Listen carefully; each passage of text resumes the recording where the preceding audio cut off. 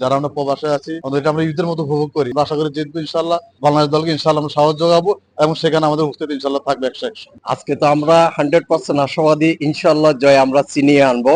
কারণ আমরা জয় নিয়ে আসতে জানি, আমরা হারতে জানি না। আমরা এটাই যেন জবাব দিতে পারি ভারতকে, আমরা বাঙালিরাই সেরা। সাকিবকে মিস করি, কিন্তু আমার একটা ফেভারিট একটা ছিল যে যে আর কি মাশরাফি। আজকের দুবাইয়ে যে খেলা অনুষ্ঠিত হচ্ছে আইসিসি ট্রফি 2025-এর আজকের খেলা, ইনশাল্লাহ আমাদের বাংলাদেশ অনেক ভালো করবেন, যেহেতু ভারতের মতো একটি শক্তিশালী দলের সাথে আমাদের আজকে বাংলাদেশ খেলবেন।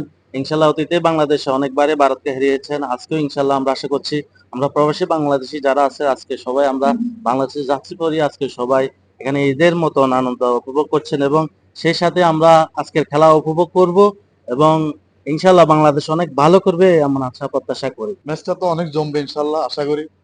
আর 1 বছর পরে চ্যাম্পিয়ন ট্রফি যেহেতু প্রতি বছরে হয়, দুবাইতে 2025-এ হচ্ছে, এটা আমাদের জন্য অনেক গর্বের এবং আনন্দের বিষয়। যারা আমরা প্রবাসে আছি আমাদের এটা আমরা ঈদের মতো উপভোগ করি। এই জন্যই করি যে আমাদের তো এখানে কোনো অনুষ্ঠান হয় না বড় ধরনের।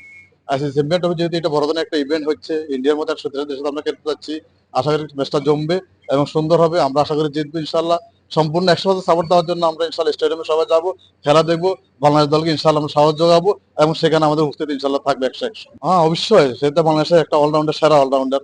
এই অলরাউন্ডার মতো অলরাউন্ডার আমাদের পাচ্ছি না এখন এই ইভেন্টে, এটা আমার জন্য দুঃখজনক। আশা করি ইনশাল্লাহ সেই অতীতে তাড়াতাড়ি ফিরে আসবে স্টেডিয়ামে আমাদের খেলা দেওয়ার জন্য। ইনশাল্লাহ আমরা তার খেলা উপভোগ করার জন্য বসে আছি। স্বাস্থ্যকর অল টাইম হানিকম, সব সময় অল টাইম হেলদি লাইফ। আজকে তো আমরা 100% আশাবাদী, ইনশাআল্লাহ জয় আমরা ছিনিয়ে আনবো। কারণ আমরা জয় নিয়ে আসতে জানি, আমরা হারতে জানি না।